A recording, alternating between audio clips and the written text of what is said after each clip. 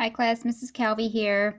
Just want to do a quick review on integers and rational numbers, and also comparing fractions and decimals and ordering rational numbers. First of all, integers are whole numbers, whereas rational numbers are whole numbers, decimals, and fractions. Now, integers as well as rational numbers can be positive and negative. All right.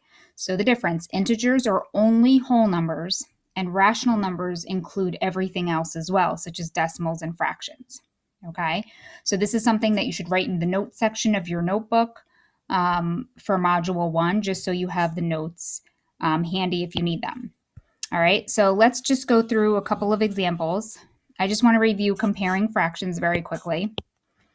So if I was comparing 2/3 to 4/5, the easiest way to do this, you can find the least common multiple. That is a more difficult way.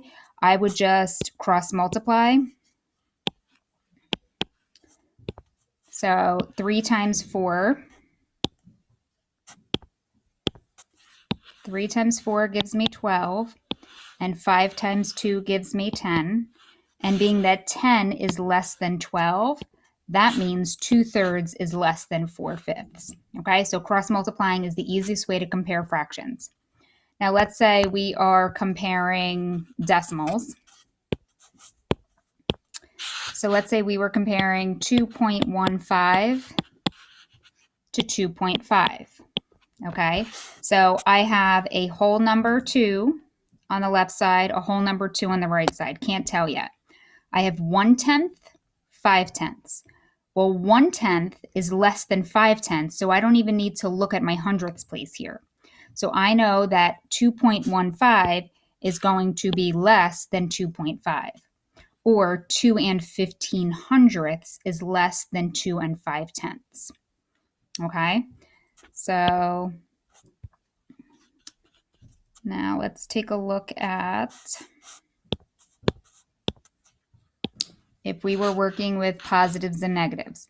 So 5/8 compared to negative 2/3. Okay, so positives are always greater than negatives. So I don't need to cross multiply here. So because you should know that 5/8, because it's positive, is going to be greater than a negative 2/3. Same thing with decimals. If I had negative 3.4 and I was comparing that to 6.2, I know that negatives are less than positives, so I don't even need to compare the place values. I know that negative 3.4 is going to be less than 6.2. Okay? All right, so let's say we were comparing a fraction to a decimal. So you can do this one of two ways. You can change everything into decimal form or change everything into a fraction. So if I want to change everything into a decimal, we should now know that the fraction bar means to divide. So I could take 7, divide it by 8, and turn it into a decimal. So let's do that. 7 divided by 8. 8 cannot go into 7. It goes in 0 times. Add a decimal, add a 0. Bring up my decimal. 8 goes into 70. 8 times at 64.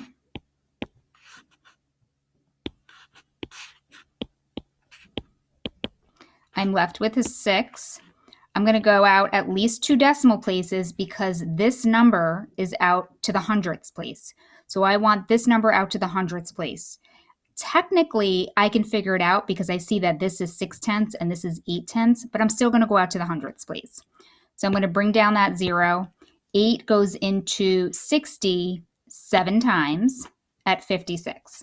And then I would still have something left over at the end. I don't really need to go any further. So this is equivalent to 0.87.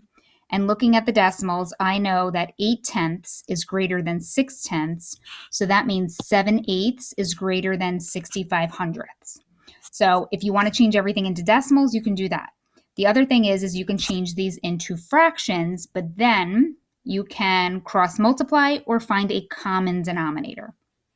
All right, so let me just erase. So I have space, 0.65. So I would read this decimal as 65 hundredths, right? So then I can compare 7/8 to 65 hundredths. All right, so you can either make both of these have a common denominator, so change them so they have a common denominator, and then once they have a common denominator, just look at your numerators. That seems to be a lot of work. I would just cross multiply. All right, so I would do the 65, 8 times 65, and then 100 times 7. We know that this is going to give us a 700 up here. And now you need to do a little bit of math. 65 times 8. 8 times 5 is 40. 48. And 4 is 52. So that gives us 520. So here we know that 700 is less than 520.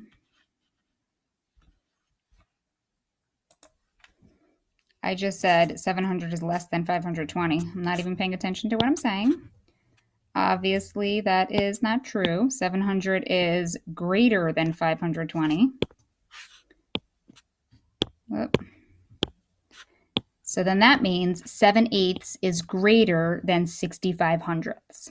Okay, so there are several ways you can figure out comparing fractions compared to decimals. Either change everything into decimal form, or change everything into fraction form and then cross multiply, or come up with a common denominator. Okay. Okay, so now let's say we want to put these in order from least to greatest. So you're going to either want to change everything into fractions or change everything into decimals. I personally find it easier to change everything into decimals. Now here, this repeating line above means that means the 7 continually repeats. So this would be 0.777777 and continuing. All right, so I would change everything into decimals. So that's what I'm going to do. I'm going to change everything into decimals. So 3 divided by 5. 5 goes into 3 0 times. Add a decimal and a 0, bring up my decimal. 5 goes into 30 exactly 6 times at 30. So then that 3/5 is equivalent to 0.6.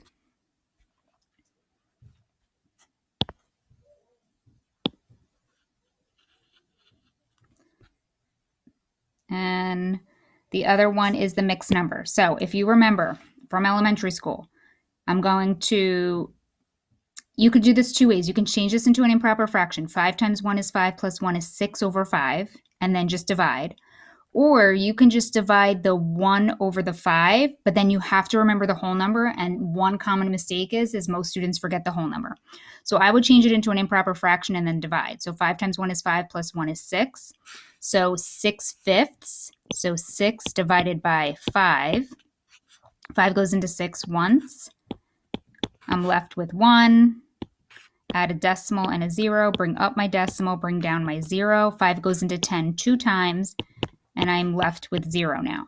So that 1 and 1/5 is equivalent to 1.2. All right. So now I have all of my decimals. Now I just need to put them in order from least to greatest, right? So let's put them in order from least to greatest. Now, the one thing you have to remember, you have to put the original set in order from least to greatest. Even though we converted this 3/6 into 6/10, when you list them, you have to list the numbers or the fractions, the rational numbers, I should say, that they originally gave you in order. So first of all, I know that negative numbers are going to be the smallest, and I have a negative 0.1. So I know that's going to have to be my smallest number. So negative 0.1 is going to go first. Now I'm looking at the rest of my decimal equivalents because they're all positive. I have 0.6, 0.77, and then a 1.2. Well, I know 1.2 is going to be last. That's my largest. So 0.6 is going to be my next smallest. Oh, what did I just say? I said make sure you put what they originally gave. So the 0.6 is the 3/5. The next is going to be the 0.77 repeating. And the largest is the 1 and 1/5, which was converted to 1 and 2/10. So you have to remember, when you put them in order, you put the original set, not what you converted. All right? And that is it for today. I will talk to you soon.